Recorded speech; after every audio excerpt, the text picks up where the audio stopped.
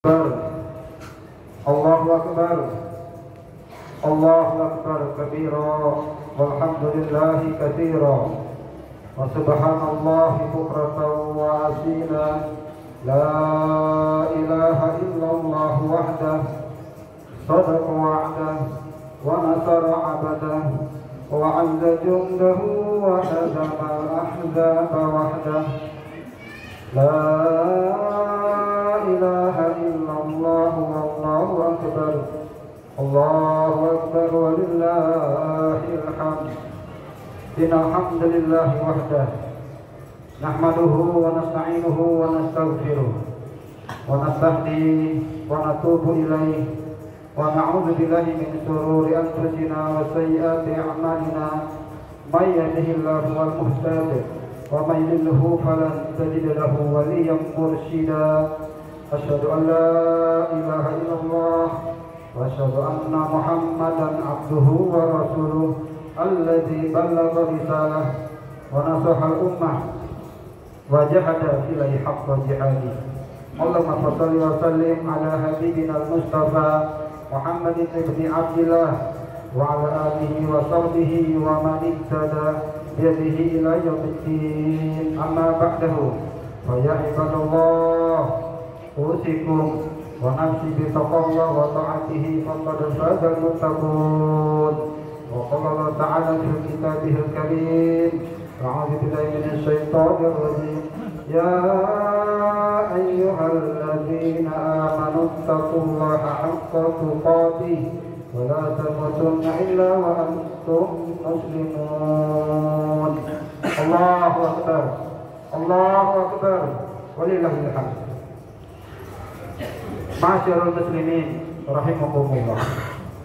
Di pagi hari yang berbahagia ini kita kembali hadir dalam suasana hati yang lapang, wajah yang ceria, dalam ikatan ukhuwah penuh kasih sayang.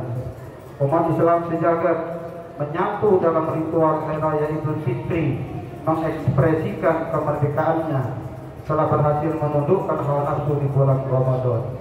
Gema takbir Allahu Akbar kita kumandangkan sejak maghrib kemarin adalah ekspresi kemenangan. Dengan takbir Allahu Akbar kita nyatakan bahwa hanya Allah yang maha besar, hanya Allah yang maha kuat, dan hanya Allah yang maha perkasa. Semua ambisi nafsu manusia berupa kekuasaan, harta, dan semua titel keduniaan sangatlah kecil di hadapannya. Kita juga melantunkan kalimat tahlil la ilaha illallah untuk meneguhkan keyakinan bahwa Allah yang maha besar itu adalah Al-Khaliq, pencipta segala yang ada, dan sudah barang tentu dialah pemiliknya dan berkuasa penuh atasnya. Tiada Tuhan selain dia, maka hanya kepadanya seluruh makhluk mengabdi dan berserah diri.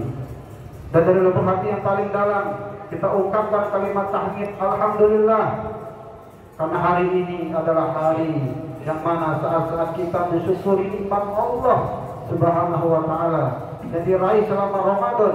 Rasa syukur penuh hikmah tergambar dari iring-iringan umat Islam mendatangi tempat salat Id dengan busana baru yang indah. Rasa syukur yang kita hadirkan tentu tidak sebatas bergembira ria yang disimbolkan dengan pakaian baru, kendaraan baru, ataupun menu makanan yang lezat. Kita bergembira karena telah menjalani Ramadan dengan penuh ketaatan, bergembira karena insya Allah dosa-dosa telah diampuni. Bersyukur dan bergembira seperti inilah yang Allah perintahkan dalam Al-Quran. Qul bi fadlillah wa bi rahmatihi fa bi dzalika falyafrahu huwa khairum mimma yajma'un. Katakanlah wahai Muhammad, dengan anugerah Allah dan rahmatnya sajalah hendaknya kalian itu bergembira, dan itu lebih baik dari apa-apa yang telah kalian kumpulkan. Surah Yunus ayat 58. Banyak di antara saudara-saudara kita hari ini melaksanakan Idul Fitri tidak dalam keadaan lapang seperti kita. Non jauh di Palestina sana, saudara-saudara kita para mujahid dan mustad'afin kaum muslimin di sana masih dalam kondisi belum aman. Mereka hanya bisa berhari raya di tengah reruntuhan bangunan, berpakaian seadanya, dan mungkin tidak jelas makan apa setelah sholat Id. Namun mereka tetap bersyukur karena ruhiyah dan akidah mereka terpenuhi. Karunia yang mereka dapat di bulan Ramadan pastilah lebih bernilai dari hasil yang kita raih dan kita kumpulkan. Allahu Akbar, Allahu Akbar, walillahil hamd. Ma'asyiral muslimin rahimakumullah. Allah adalah Rabb, pendidik seluruh alam. Dia maha hidup, tidak tidur, tidak ngantuk dan tidak mudah lupa. Dia mendidik dan mentarbiah kita setiap saat dan waktu. Dia telah mengajarkan kepada kita tentang berbagai hikmah di semua peristiwa. Sayang, hanya kelompok ulul albab, yakni orang-orang cerdas saja yang mau mengambil pelajaran. Adapun sebagian besar manusia yang lain baru mengambil pelajaran ketika diberi peringatan berupa bencana, musibah dan malapetaka. Allah Ta'ala berfirman, Inna fi khalqis samawati wal ardh wa ikhtilafil laili wan nahar la ayatin li ulil albab. Sesungguhnya dalam penciptaan langit dan bumi dan pergantian malam dan siang terdapat tanda-tanda kebesaran Allah bagi orang-orang yang berakal. Surah Al-Imran ayat 190. Ramadan adalah salah satu ayat Allah. Orang yang cerdas dapat mengambil pelajaran dari ibadah puasa tersebut. Puasa merupakan bukti bahwa Allah itu aktif, tidak pasif di dalam mentarbiyah manusia. Bayangkan dalam sebulan penuh Allah mendidik kita dengan puasa. Puasa atau asyam oleh para ulama diartikan sebagai al-imsak, yang artinya menahan diri baik dari makan dan minum maupun hal-hal yang bisa membatalkan ibadah puasa. Sepintas, tarbiyah ini sangat sederhana, tapi dampaknya luas dan luar biasa. Puasa melatih kaum muslimin untuk berbuat dan berperilaku jujur, peduli, disiplin, sabar, qanaah, surut dan ridho. Sifat-sifat di atas merupakan elemen dasar pembentuk karakter takwa. Karakter takwa itulah yang menjadi target utama puasa Ramadan. La'allakum tattaqun. Khusus mengenai tarbiyah kejujuran, puasa Ramadan merupakan lahan subur untuk menumbuhkan dan mengembangkannya. Bibit-bibit kejujuran sejak dini dirawat, ditumbuhkan dan dikembangkan melalui kebiasaan sehari-hari. Kebiasaan membentuk habit, sedang habit membentuk karakter, sedang karakter membentuk kepribadian. Mari kita perhatikan. Musuh pertama orang yang mulai belajar berpuasa adalah berbohong. Ketika perut sudah mulai melilit lapar atau tenggorokan kering kehausan, tidak ada orang yang melihat, sementara makanan sudah terhidang lezat di atas meja. Apa yang akan dilakukan jika sekiranya kita boleh berbohong? Inilah tarbiyah kejujuran itu mulai masuk. Sekalipun waktu maghrib tinggal 2 menit, kita tak tergoda untuk mencolok sedikit pun makanan yang terhidang. Meski di ruang sendirian, di tempat gelap gulita, dan tidak ada yang melihat, orang yang berpuasa tidak akan berani meminum air, meski hanya setetes air, karena yakin Allah Ta'ala melihatnya dan itu membatalkan puasanya. Kita yakin bahwa puasa itu pada hakikatnya adalah menahan diri dan melatih kejujuran. Internalisasi nilai-nilai kejujuran tidak bisa dilakukan hanya melalui transformasi akademik dan kajian ilmiah semata. Internalisasi kejujuran itu harus melalui praktek nyata sehari-hari, harus dirasa dan dialami. Mengapa kejujuran menjadi sasaran utama madrasah Ramadan? Bukan karena nilai-nilai yang lain tidak perlu, tetapi kejujuran disepakati merupakan pangkal semua kebaikan. Rasulullah SAW bersabda, "Alaikum bisidqi, fa inna sidqa yahdi ilal bir, wa innal birra yahdi ilal jannah, wa ma yazalu ar-rajul yasduq, wa yataharra sidqa hatta yuktaba indallah siddiqan, wa iyyakum wal kadhib, fa innal kadhib yahdi ilal fujur, wa innal fujur yahdi ilal nar, wa ma yazalu al-'abdu yakdzib, wa yataharra al-kadhib hatta yuktaba indallah kazzaban." Hendaklah kalian berlaku jujur, karena kejujuran menuntun kepada kebaikan dan kebaikan menuntun kepada surga. Seseorang senantiasa berlaku jujur dan bermaksud jujur, maka ia akan ditetapkan di sisi Allah sebagai orang yang jujur. Dan jauhilah dusta, karena dusta membawa kepada kejahatan dan kejahatan membawa ke neraka. Seseorang senantiasa berdusta dan bermaksud dusta, maka ia akan ditetapkan di sisi Allah sebagai pendusta. Hadis riwayat Bukhari dan Muslim. Kejujuran senantiasa menghasilkan dampak yang positif dan keberuntungan yang berlimpah ruah. Karena kejujuran adalah kebaikan yang akan menuntun kita untuk melakukan berbagai kebaikan dan kemuliaan. Kejujuran akan menjadi bukti kebaikan perilakunya, kemurnian tabiatnya, ketinggian mentalitasnya, dan kecerdasan akalnya. Sebaliknya orang yang suka berdusta, mudah berbohong, dan gampang menipu, hidupnya pasti sengsara. Di dunia tidak bahagia, sedang di akhiratnya pasti menderita.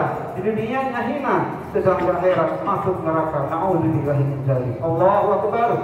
Allahu akbar. Allahu akbar. Sekalipun berat, tetaplah memilih jujur sebagai jalan hidup, sebab kejujuran akan membawa kepada ketenangan. Orang yang jujur hatinya akan tenang, mutmainnah. Sebaliknya orang yang suka bohong, hatinya selalu gelisah. Rasulullah SAW pernah bersabda, "Fa'inna sidqa tuma'ninatun wa innal kadhiba ribatun." Sesungguhnya kejujuran itu mendatangkan ketenangan, sebaliknya dusta itu mendatangkan kebimbangan. Hadis rawahu Imam Tirmizi. Orang yang berbohong selalu dihantui oleh kebohongannya, hidupnya tidak tenang dan merasa dikejar-kejar oleh bayangan kebohongannya sendiri. Mereka takut suatu saat kebohongannya akan terbongkar, sehingga satu kebohongan harus ditutupi dengan 10 kebohongan, dan 10 kebohongan harus ditutup dengan 100 kebohongan lain, dan seterusnya.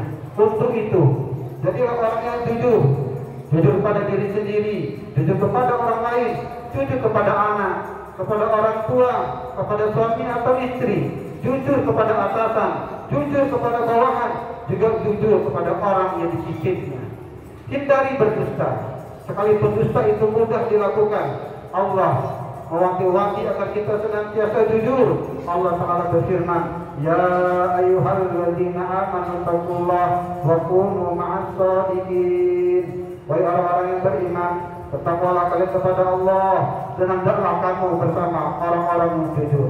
Quran surah Taubah 116. Kejujuran dalam Islam tak hanya persoalan akhlak, tak hanya soal budi pekerti. Kejujuran itu persoalan ajaran yang paling mendasar, yakni akidah atau keimanan kita. Orang yang tidak jujur berarti ia telah mencederai akidahnya sendiri. Dalam kitab Al-Muwatta, kumpulan hadis yang dihimpun oleh Imam Malik, disebutkan bahwa pernah sahabat bertanya kepada Rasulullah SAW, "Wahai Rasulullah, apakah seorang mukmin bisa menjadi pengecut?" Beliau menjawab, "Iya."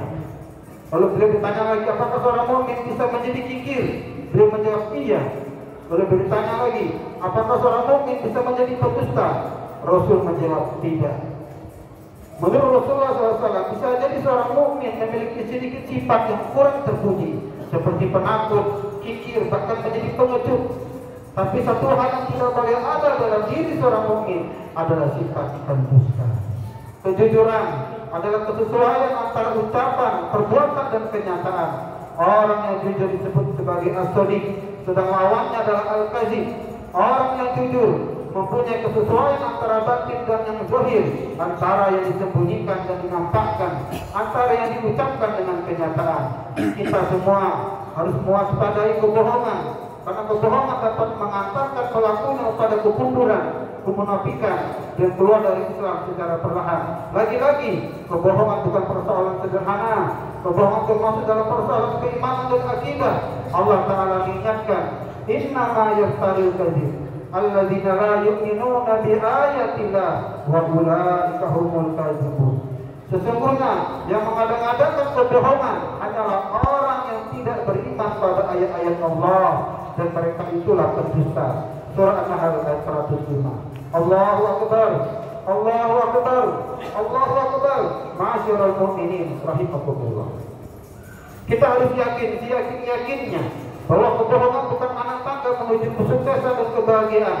Bohong bukan jalan pintas untuk menyelesaikan masalah yang rumit. Justru sebaliknya, kebohongan akan menimbulkan masalah baru yang lebih pelik. Jalan terbaik ketika menghadapi masalah rumit dan jalan buntu adalah bertawakal kepada Allah dan memperbaiki niatnya. Jangan-jangan niat kita yang salah, maka mari luruskan niat dan bertawakal kepadanya. Sekali lagi, jangan menambah masalah dengan berbohong. Yang ingin kami ingatkan, kita harus mempunyai komitmen yang kuat agar tidak berbohong. Jangan sekali-kali meremehkan kebohongan-kebohongan kecil. Bisa jadi kebohongan kecil itu justru merupakan bentuk kerikil yang menjatuhkan marwah dan martabat kita. Jangan menjadikan kebohongan dalam canda dan gurauan kita. Khawatir perilaku negatif itu lama-lama kelamaan menjadi habit dan kebiasaan sehari-hari. Belum puas kalau belum berbohong. Rasulullah telah bersabda, "Ana za'imun bi baitin fi rabadil jannah liman tarakal mira wa in kana muhiqqan wa bi baitin fi wasatil jannah liman tarakal kadhib wa inna kadhib maziha." Aku yang menjamin sebuah rumah di tepi surga bagi siapa saja yang meninggalkan perdebatan sekalipun benar, dan aku yang menjamin sebuah rumah di tengah surga untuk siapa saja yang meninggalkan kedustaan atau kebohongan meskipun dia bercanda. Hadis rawahu Abu Dawud. Tugas utama kita, baik sebagai ibu atau bapak, demikian sebagai seorang guru, adalah memberikan pendidikan terbaik, teladan yang mulia, serta mendorong anak-anak untuk selalu berbuat jujur. Kita harus memberi peringatan yang keras serta konsekuensi yang akan terjadi di dunia dan di akhirat bagi pelaku kedustaan. Berikan motivasi yang kuat untuk anak-anak kita agar mereka senantiasa berbuat jujur. Sampaikan bahwa dalam setiap kejujuran Allah Ta'ala telah menyiapkan pahala yang besar. Al-Quran menjelaskan, "Qala Allahu hadza yawma yanfa'u as-sadiqin sidquhum lahum jannatun tajri min tahtiha al-anharu khalidina fiha abada radhiyallahu anhum wa radu'an dzalikal fawzul 'azim." Inilah saat orang yang benar memperoleh manfaat dari kebenarannya. Mereka memperoleh surga yang mengalir semua sungai di bawahnya. Mereka kekal di dalamnya selama-lamanya. Allah ridho kepada mereka dan mereka ridho kepadanya. Itulah kemenangan yang agung. Surah Al-Maidah 116. Mari kita didik anak-anak kita sejak kecil agar memiliki karakter jujur dan menjauhi kebiasaan berbohong. Insya Allah mereka akan menjadi generasi yang saleh, mandiri dan tangguh. Mari kita bina generasi muda untuk berkepribadian jujur agar saat mereka menjadi pemimpin, mereka menjadi pemimpin yang jujur dan tidak suka berbohong serta mengingkari janji. Mari kita doakan para pemimpin kita agar mereka menjadi pemimpin yang jujur, amanah dan tidak suka berbohong. Di khutbah ini mari kita bersama-sama berdoa kepada Allah Subhanahu wa Ta'ala. A'udzubillahi minasyaitonir rajim. Bismillahirrahmanirrahim. Allahumma ighfir lil muslimin wal muslimat